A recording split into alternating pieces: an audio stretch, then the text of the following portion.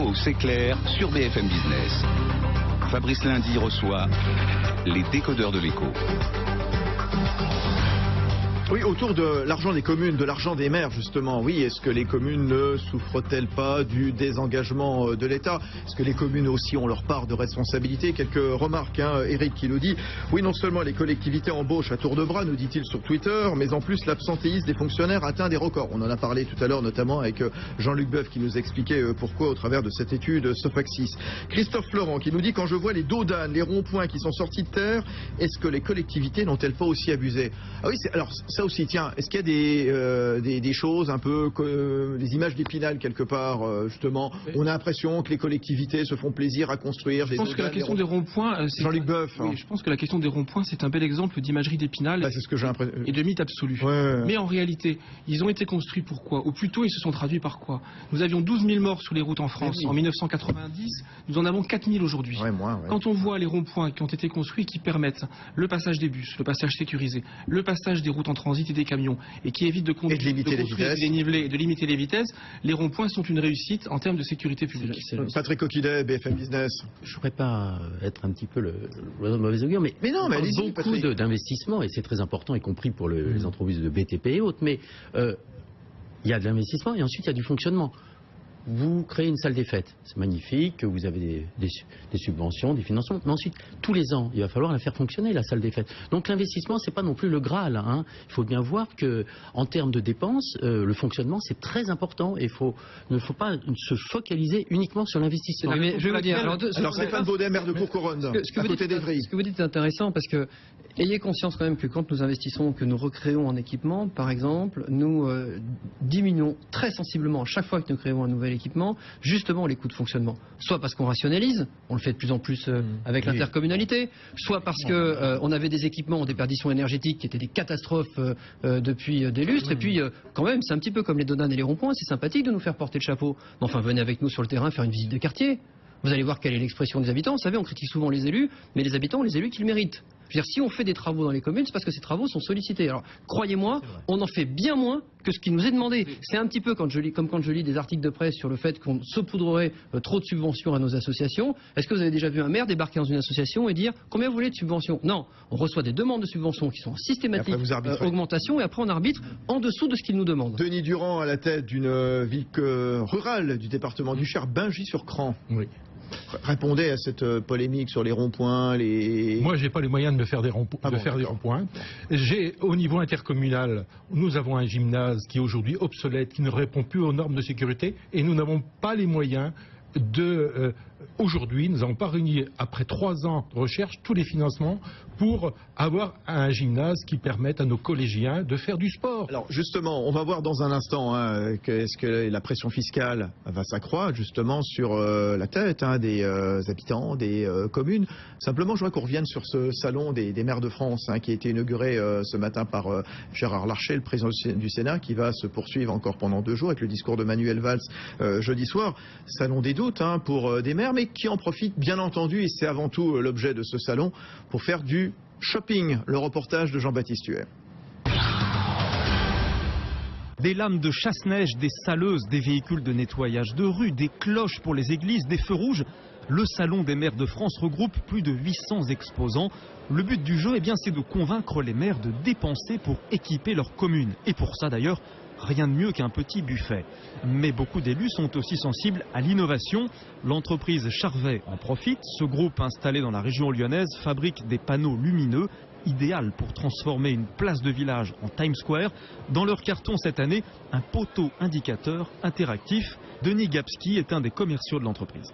C'est un nouveau concept qui s'appelle e-Girouette, qui est un panneau, on va dire, de signalisation dynamique, interactif, qui va vous permettre de vous d'orienter les automobilistes, voire les piétons, à des endroits où il y a une manifestation, et donner sa direction. Et vous avez une possibilité d'être en interactivité avec l'e-Girouette qui va vous permettre d'orienter vers un restaurant que vous recherchez, qui est dans le secteur. Sur le stand, les maires sont au rendez-vous, les allées du salon sont d'ailleurs pleines, mais malgré tout, les inquiétudes sont vives, car Charvet Industrie travaille avec plus de 2000 communes, c'est 60% de son activité.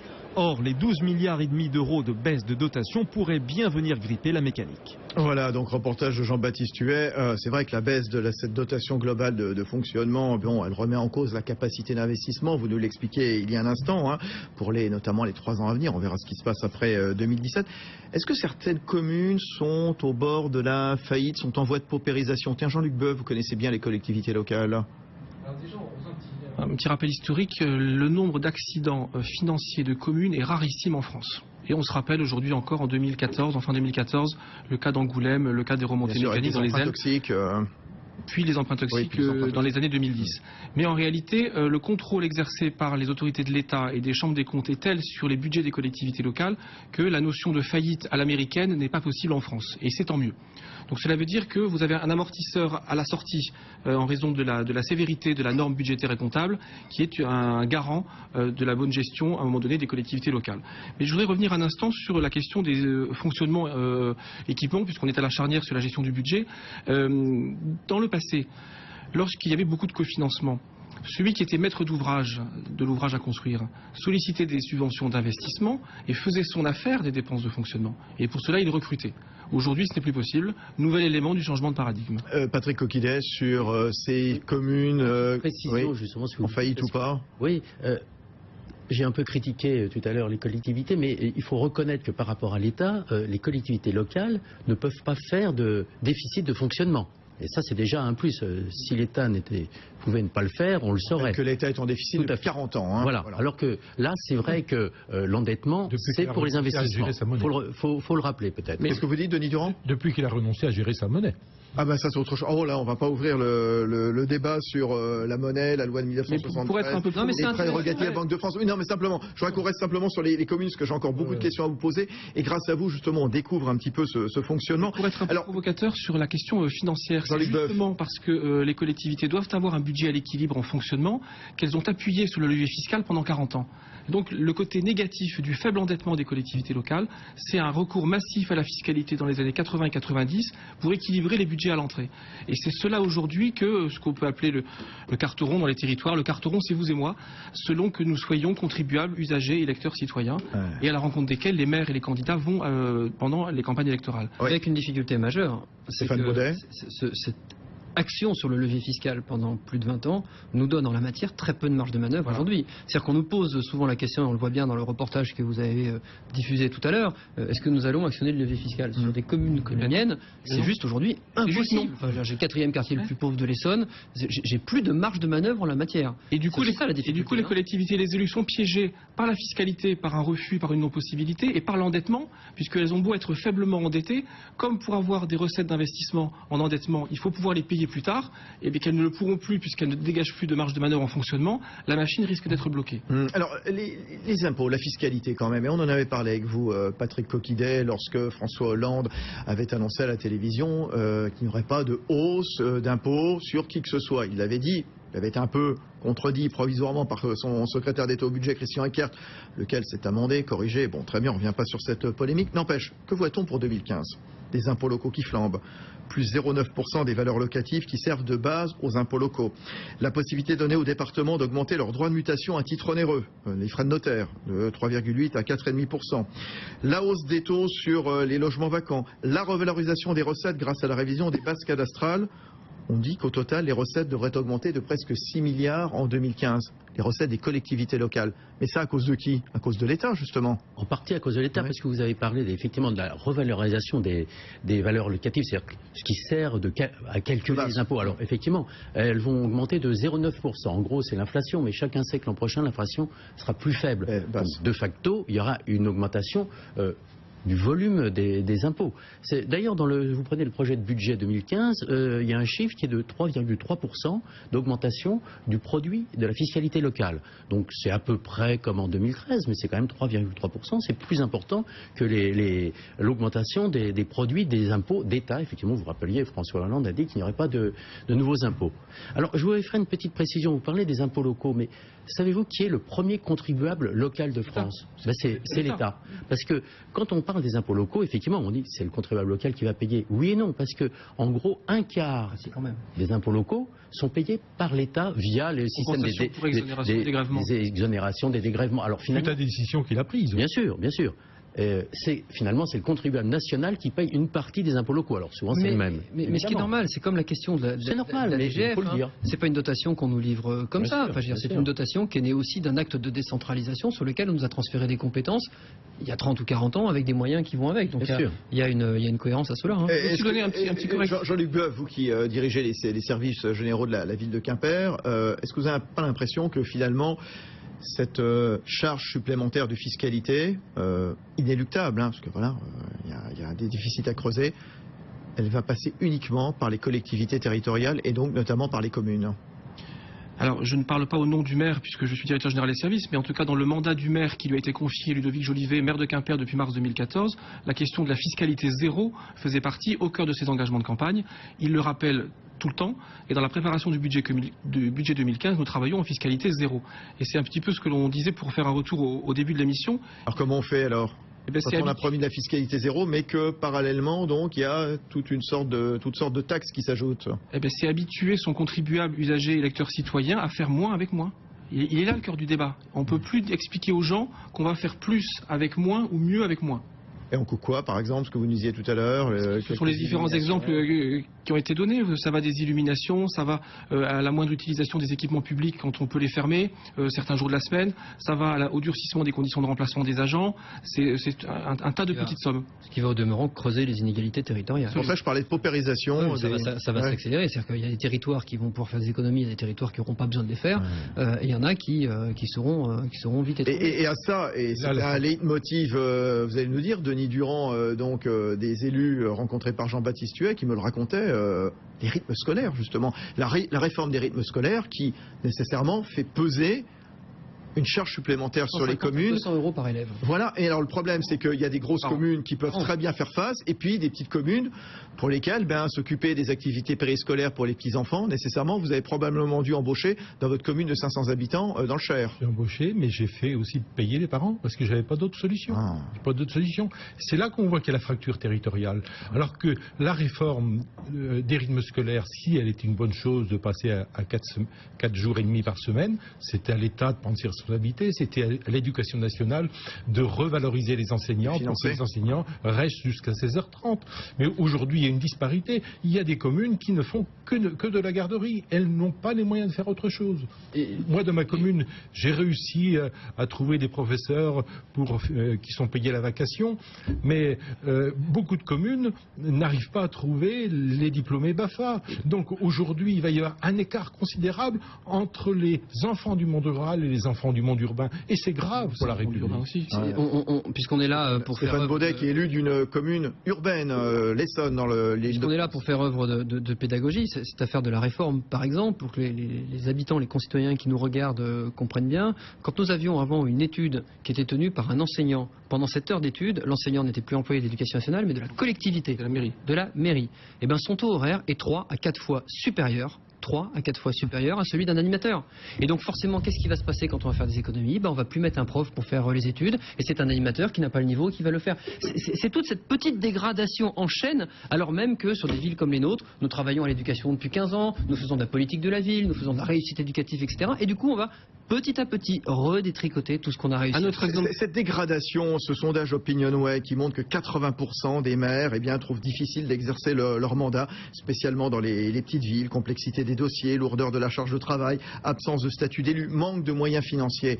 Est-ce qu'il y a une crise des vocations, justement? Est-ce que maintenant, pour devenir maire, on trouve de moins en moins de candidats? Par exemple, Denis Durand, vous êtes élu local. Ce qu'on oublie, c'est que le monde rural vit du bénévolat. Oui. Et aujourd'hui, on a 500 000 conseillers municipaux bénévoles. C'est quoi votre métier, vous? Moi, je suis fonctionnaire territorial. Enfin, fonctionnaire territorial, d'accord. Et vous arrivez à faire les deux, à cumuler les deux? Je suis à temps partiel comme fonctionnaire territorial. C'est du temps plein, Stéphane Baudet, depuis 2001. C'est obligatoire sur une ville comme Courcouronnes, bien sûr. Oui, alors... Quand on est maire, est-ce qu'on suit une formation en fait? Ah non, on fait pas l'école des maires. Non. Non, vous savez, parce que les dossiers sont de plus en plus complexes, vous l'avez expliqué. Exactement, mais vous savez, être maire, c'est souvent être élu relativement incompétent, avec le devoir de prendre des décisions sur une cinquantaine de métiers différents face à des gens qui savent mieux que nous. C'est ça notre job d'élu. Il faut aussi ça que les habitants le comprennent bien. Et la démocratie, vous le disiez, 512 000 élus en France, dont près de 90% qui ne touchent pas un centime et qui sont des bénévoles. C'est aussi ça la démocratie française. Et ce qu'on est aussi en train de mettre en danger à travers tout cela, c'est ça. Parce que l'échelle démocratique de 2020, celle où on va être dans des grandes agglos, dans laquelle nos villes n'auront plus les moyens, dans laquelle nos villes auront sans doute transféré beaucoup de compétences aux intercommunalités, on ne sait pas bien à quoi ça va correspondre. Or, vous le disiez tout à l'heure en début de propos, le seul élu qui représente encore quelque chose pour le français, c'est le maire. Or, c'est celui qui, dans 5 ou 6 ans, rappelons quand même qu'à travers la loi Allure, notamment en 2017, la compétence la plus importante dans la commune, c'est-à-dire l'urbanisme, sera transférée à l'intercommunalité obligatoirement. Petit amendement à l'Assemblée nationale la semaine dernière, où il fallait au-dessus de 100 000 habitants, ça va devenir obligatoire. Je le rappelle comme ça. Ça veut dire qu'on va avoir complètement déstructuré la seule échelle démocratique et la seule échelle de collectivité qui est encore en lien avec les habitants. Alors, ça pose question. Justement, le redécoupage territorial est aujourd'hui, mardi, une date importante, puisque l'Assemblée nationale a voté justement le nombre de 13 régions au lieu de 22. Alors après, reste à savoir quelles seront les capitales des régions respectives. Ça un sac de nœuds évidemment qui se profile, Montpellier, Toulouse, etc. Bon, bref, je vous passe des détails. On reste sur les collectivités locales. Jean-Luc Boeuf, de quelle manière les communes, elles sont concernées? De quelle manière l'État pousse à des regroupements justement entre communes? Il y a 36 700 communes, on le rappelle, dont la plupart, ce sont des communes de moins de 500 habitants. 54%, c'est vous notamment, donc à Bingey-sur-Cran, dans le Cher. Jean-Luc Boeuf. Peut-être pour commencer de dire que la décentralisation pour nos concitoyens, c'est 3 choses. Ce sont des territoires, ce sont des compétences et ce sont des moyens humains et financiers. Et ce qu'il y a d'un petit peu schizophrénique dans la réforme actuelle, c'est qu'on diminue les recettes des collectivités locales, elles peuvent l'accepter au regard de la situation nationale. On leur demande de faire des efforts sur les moyens humains et financiers, elles peuvent le faire. Mais qu'on aille détricoter les territoires, alors qu'en période de crise, le maire reste l'élu de référence. Les services publics sont partis, les entreprises sont parties, les entreprises publiques sont parties. L'État est parti. L'État est parti. La gestion d'une collectivité locale en 2014, avec il y a une quinzaine d'années, c'est fondamentalement différent. Il y a 15 ans, vous alliez voir l'État au niveau de la préfecture pour les dotations globales d'équipement, pour les gros programmes à réaliser. Aujourd'hui, c'est fini. Donc ce qu'il y a d'un petit peu schizophrénique, c'est cette réforme territoriale. Et j'ai envie de dire qu'on a un paradoxe en France. Et 36 700 communes, 40% des communes de l'Union européenne. Est-ce que ça se justifie encore en 2014? Denis Durand. C'est une richesse pour la France. C'est un atout. C'est ça parce que vous êtes maire d'une ville de 500 habitants. C'est 500 000 conseillers municipaux bénévoles. Je veux dire, aujourd'hui, dans l'intercommunalité, nous n'aurons jamais ce bénévolat. Ça n'existera pas. Les gens s'identifient à leur commune. Ils sont prêts à faire beaucoup de choses. C'est pour ça que on a un coût par habitant qui est bien moins élevé. Patrick Coquillet et ensuite Stéphane Baudet. On ne peut pas dire à la fois on est trop petit pour faire beaucoup de choses et pleurer parce qu'on veut vous regrouper. Je veux dire, c'est vrai que les gens ils sont attachés à leur commune même si elle est petite, mais finalement, est-ce que ça les dérange vraiment qu'il y ait un syndicat intercommunal, une intercommunalité? Je prends l'exemple par exemple du Grand Lyon. Le Grand Lyon, à l'initiative de Gérard Collomb, à l'initiative du Conseil général du Rhône, le 1er janvier, le Grand Lyon va devenir la métropole de Lyon. 59 communes. Ils vont reprendre une partie des compétences du département du Rhône, notamment en matière de social, en matière de logement. Le Grand Lyon, c'est 1 200 000 habitants.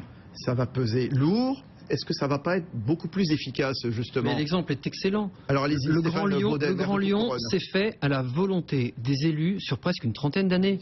C'est pour ça que j'ai cité. Non mais c'est ça qui est intéressant. La difficulté pour vivre les débats de Paris Métropole, de la MGP, etc. ici, c'est qu'on le fait à marche forcée sur un timing qui est très très court. L'exemple qu'on cite systématiquement, c'est Lyon. On en cite aussi en Alsace. Mais ça s'est fait à la volonté locale, ça s'est fait sur la base de projets et ça s'est construit culturellement au fil des années. C'est ça qui est important. Là où je veux rebondir sur mon collègue, c'est que... Oui, parce que la question du bénévolat, elle est fondamentale. Je veux dire, faire croire aux Français que parce qu'il y a 36 700 communes, ça pèse considérablement sur les finances de l'État, c'est un leurre. C'est un leurre. Comme celui d'ailleurs qui consisterait à dire, en faisant disparaître demain matin les conseils généraux, on va faire des économies. Non, il y a des fonctionnaires dans les conseils généraux, et même si vous faites disparaître les conseils généraux demain matin, vos fonctionnaires seront là, et il faudra les mettre ailleurs. Rappelons, je voudrais juste finir là-dessus, que les élus municipaux en France, qui encore une fois pour plus de 90% sont entièrement bénévoles, ce sont des profs de sport, ce sont des présidents de syndics, ce sont des représentants de parents d'élèves. Comment on recrute les élus sur notre liste municipale? Je veux dire, on prend des gens qui sont des bénévoles qui fonctionnent sur le territoire communal. Et bien si demain matin vous n'êtes que dans des grandes agglomérations, vous allez tuer ce bénévolat dans un pays qui souffre déjà d'un manque de renouvellement de bénévoles. Un mot, Denis Durand et Jean-Luc Boeuf, et puis on se retrouvera dans un instant, on parlera de fracture numérique justement dans les territoires. L'intercommunalité, on l'a créé bien avant les lois sur les communautés de communes. On a fait des syndicats d'électrification qui ont une centaine d'années, syndicats d'éduction d'eau, mais ce qu'il y a, c'est que c'est les élus qui l'ont fait librement au niveau local. Il faut du coût humain, il ne faut pas du prêt-à-porter et des organisations taillées à la sierpe. Les communes ont donc encore un avenir, Jean-Luc Boeuf. Bien sûr, et l'exemple entre Paris et Lyon, il est phénoménal. Lyon, parce qu'il est expliqué, une volonté d'une quarantaine d'années. Paris, songeons que ce qui est en train de se préparer pour l'intercommunalité vise à confier à cette interco tout, sauf ce qui fait une interco d'île moyenne en province. Je m'explique. Les ordures ménagères, ça n'y est pas. L'aménagement, ça n'y est pas. L'électrification, ça n'y est pas. Le logement, ça n'y est pas. Enfin, qui tout ça? D'autres syndicats ou l'État. Ouais. Les transports, ça n'y est pas. Donc on construit en Île-de-France une espèce de méga intercommunalité qui est une coquille vide. C'est la raison pour laquelle aucune association, aujourd'hui, aucune institution n'est capable de faire la démonstration que la réforme territoriale actuelle fait des économies. Personne n'est capable de le dire aujourd'hui. Justement, on verra dans un instant, dans ce contexte de chasse aux économies, qu'en est-il de la fracture numérique, du désert numérique dans les communes, par exemple chez vous, dans le département du Cher, vous nous expliquerez justement, ou ailleurs, je ne sais pas, en Ile-de-France probablement, près d'Evry. On va retrouver dans un instant Jérôme Valu, qui est associé chez ICP Consulting, et puis nos élus, nos maires, nos spécialistes des finances publiques locales. Restez avec nous, les décodeurs de l'écho reviennent sur BFM Business, à tout de suite. Les décodeurs de l'écho sur BFM Business.